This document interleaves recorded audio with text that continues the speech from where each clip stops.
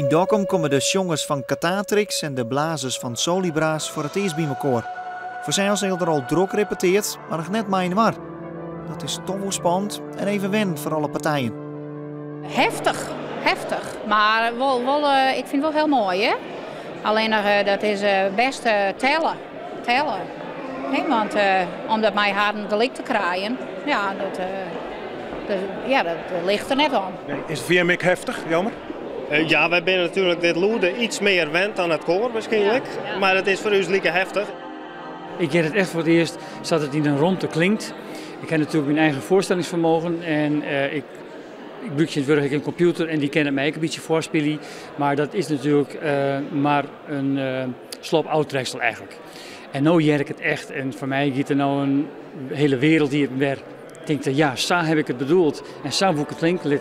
En dat komt er ook uit. In de voorstelling komt het lippen van Foekje voorbij. En hoe ze haar vielde naar de test uitkwam dat ze net een vrouw wezen zou en net meer draven mocht. Het wordt uitbeeld met muziek, projecties en een stukje theater.